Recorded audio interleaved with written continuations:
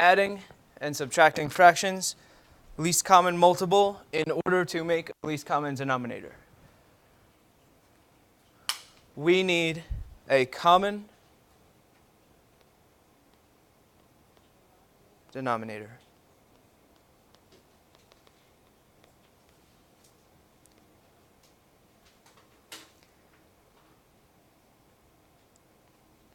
Sometimes you can multiply just one of the fractions, and you don't have to do all of them. And this becomes 3 over 8 plus 2 over 8. Leave the denominator alone when you add and subtract.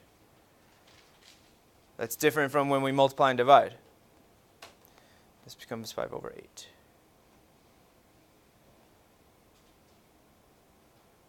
Good job with those problems.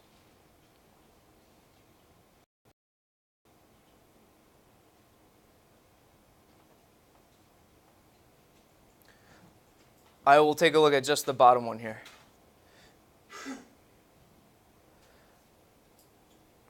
If I multiply by 3 on the top and bottom of this fraction, then it becomes 36 over 21 plus 3 over 21. 36 plus 3, 39 over 21. The only reason why I'm doing this particular problem is because we're not finished yet. I think that the problems have been requiring that you put it into a mixed fraction, which means we do our division to find a remainder.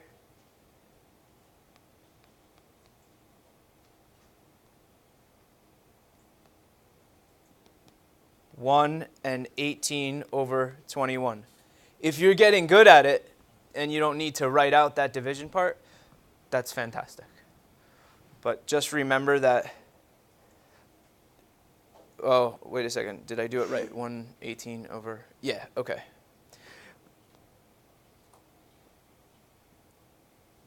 Like, I just have to remind myself that 21 is the denominator.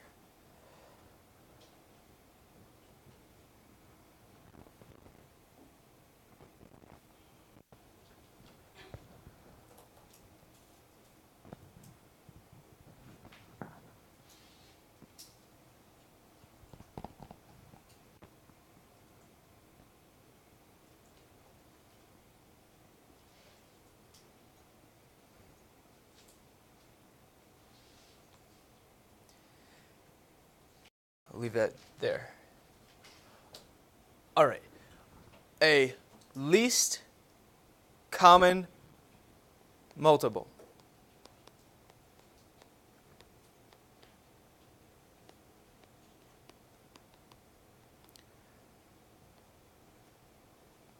LCM is the lowest number that is a multiple of both numbers. It's a little bit strange because it says least, but really it's going to be a higher number, as opposed to greatest common factor, which is going to be a number lower than the one of the two numbers. The least common multiple. Here's one way to do it. Multiply both the numbers. 3 times 1 is 3. 3 times 2 is 6. 3 times 3 is 9. 3 times 4 is 12, and so on. 9 times 1 is 9. 9 times 2 is 18. 9 times 3 is 27. 9 times 4 is 36, and so on.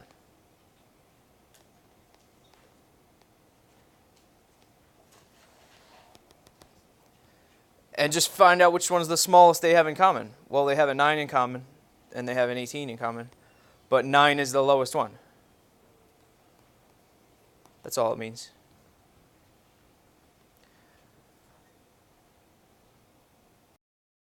I'll also show you, because the last chapter was the prime numbers, I will show you the prime numbers way to do it. 8, and you do your factor tree, you would get 2 times 2 times 2. 12, when you do your factor tree, would be 2 times 2 times 3. For each pair they have in common, you will only circle one of them. They have a pair of 2's, circle 1. Pair of 2's, circle one of them.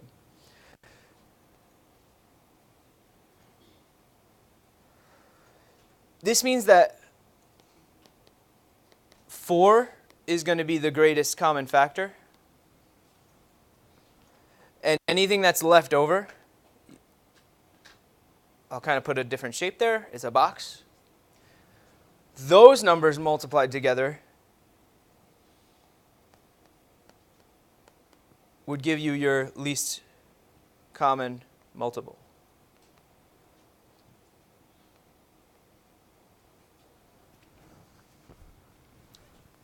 Once again,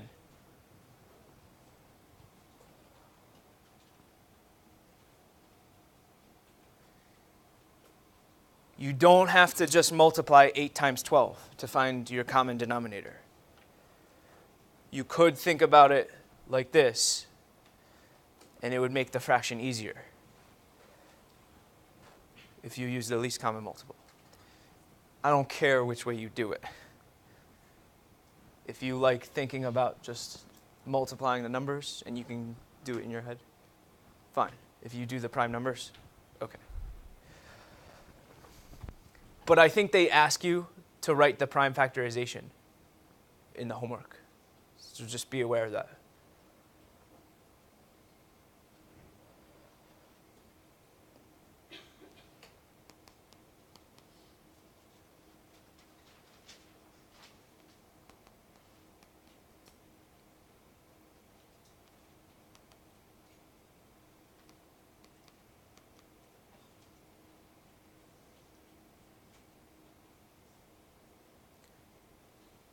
Here's a pair of 2's, so cross one of them out. Here's another pair of 2's, cross one of them out.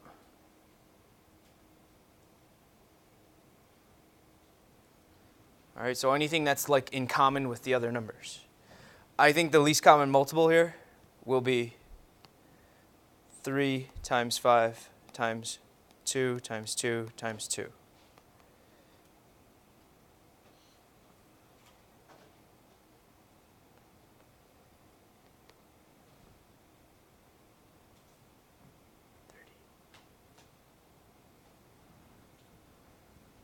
Eight times 15, 120.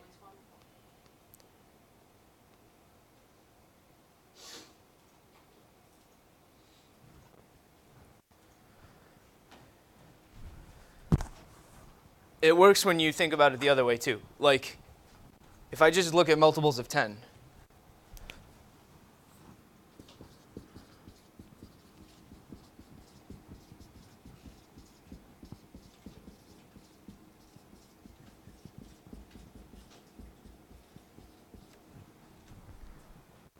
which one of these is a multiple of 8?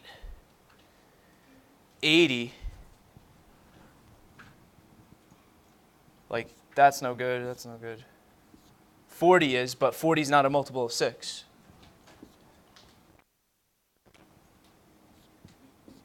This is a multiple of 8, but not a multiple of 6.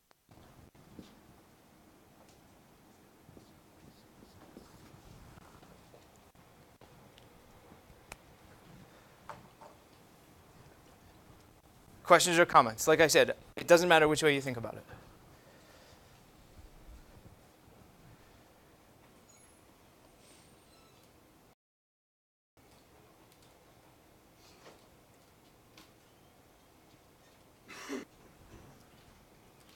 I just did that because I think they ask you questions in the homework maybe. Find the least common multiple.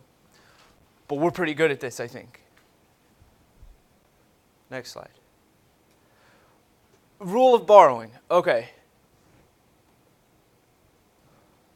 All it means is I can rewrite this 14 as a mixed fraction.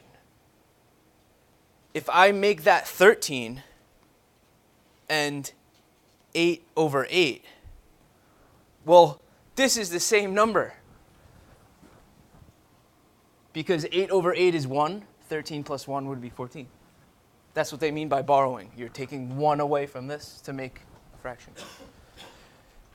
And now it's just 13 over and 8 over 8 minus 5 over 8. And we can do that. We have our common denominator. 8 minus 5 is 3.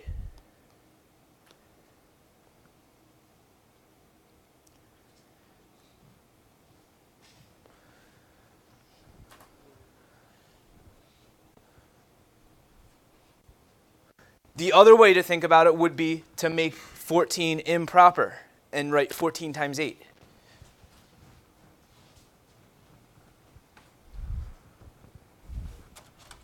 (14) 8 times.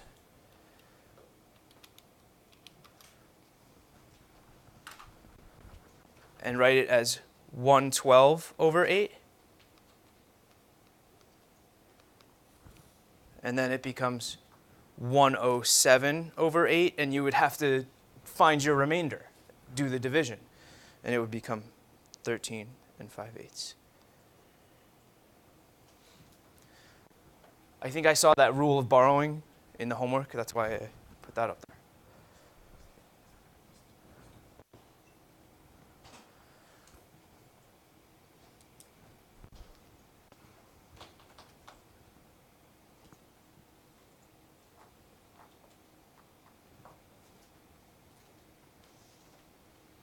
Mindy wants to make some new clothes.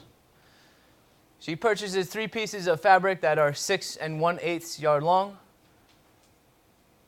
Another piece is 2 1/4, and the third piece is 4 yards. Find the total number of yards of fabric Mindy purchased.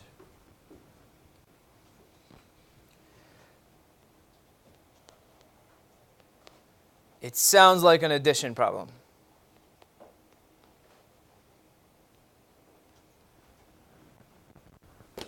Common denominator. Well, a common denominator of 8 and 4 is 8, which means I just got to change the middle one, and I'll be in good shape.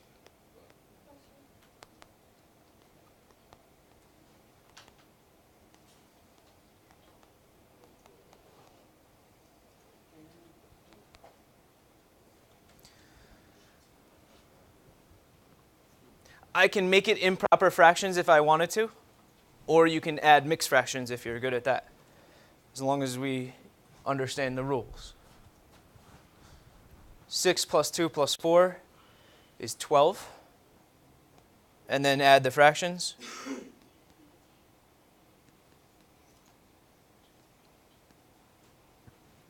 Not so bad.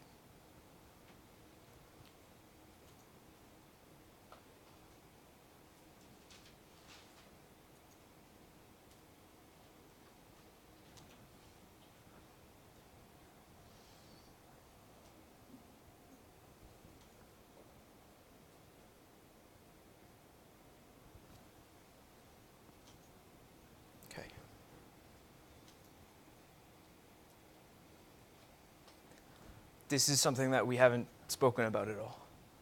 How do exponents relate to fractions? Apply the exponent to both the top and the bottom.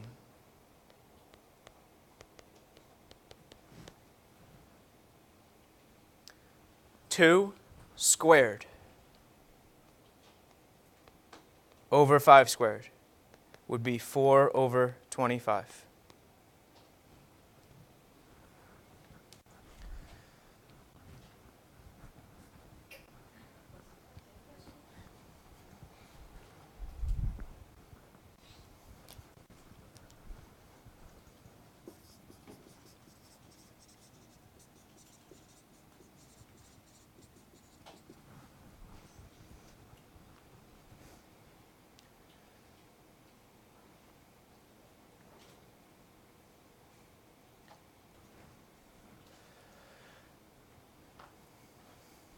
One-fourth to the third power,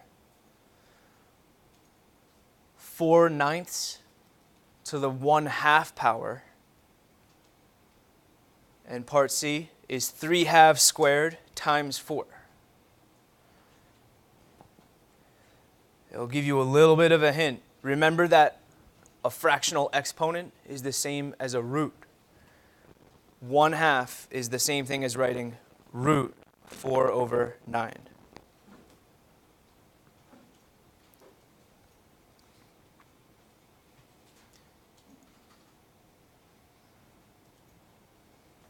Any volunteers? 2 square, 2 cubed, and 2 over 3 for that, for B. Yeah, but think the other way. So what would be, like, think of the square root of 4. Do you know what that is? Yeah. So what it becomes is this. Because the root gets applied to the top and bottom. It's the same rule. All right, do you know what the bottom is? Yeah.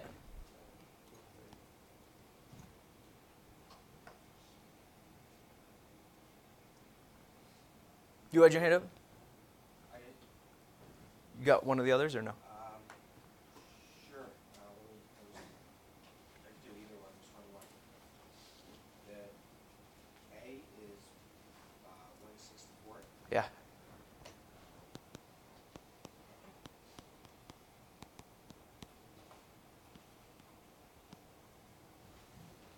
Anybody else? Good job.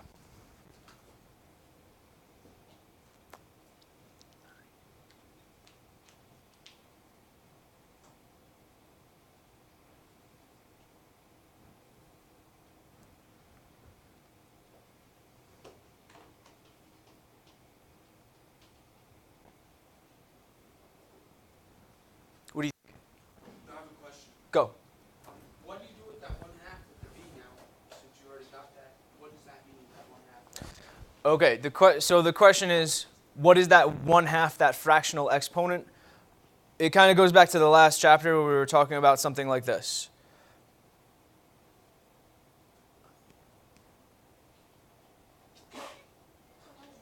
I'll use 9. 9 to the 1/2 power is the exact same thing as writing square root of 9. So all I did was rewrite it. Similar with a third root. If I did the third root of 8, that's the same thing as writing that. You remember that symbol from last chapter, hopefully? And so this is, the square root of 9 is 3, the cube root of 8 is 2.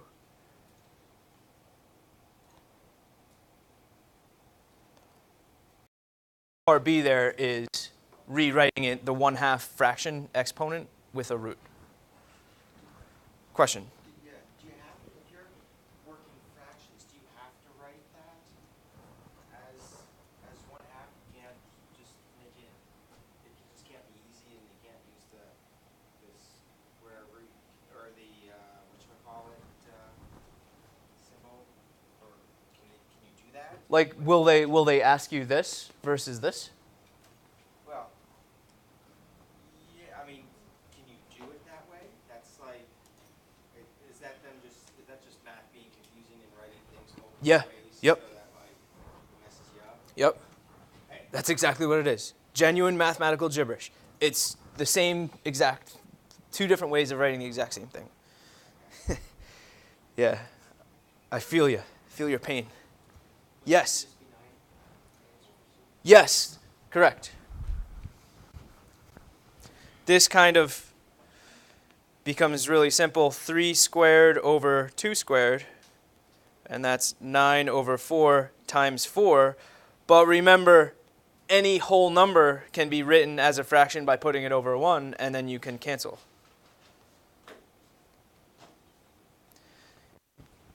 That's just me writing out every single step. If you can figure that out as you're thinking about it, no problem. Good questions.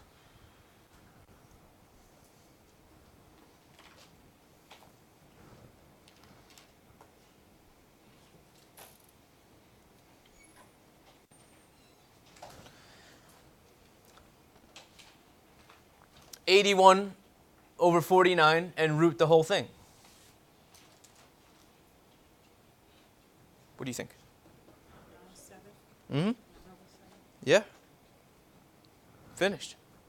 Oh, actually, yeah, you're ahead of me. Yep. I forgot.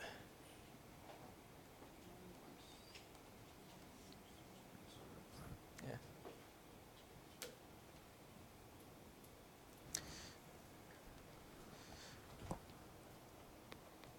Remember, do your roots and exponents first before you do multiplication. That's order of operations.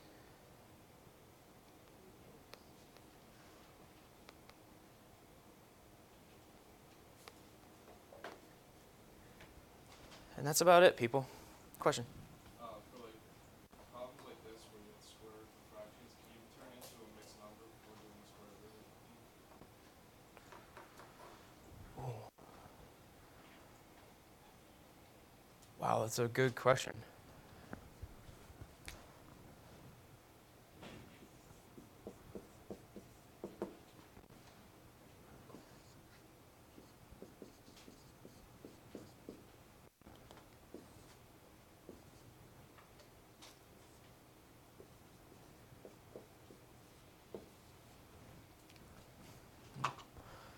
You know what? I've never seen it written like that. I don't see why not, but it's just going to be harder to figure out. So if I wrote this as a mixed fraction, it would be 1 and 32 over 49. That's your question, right? Yeah, I mean, you would get the same answer, but the tests and the homework are going to give it to you in easy numbers. Like this is going to be a perfect square so that you can take the square root easily. Yeah. They won't give that to you. Because it's hard to figure that out, I think.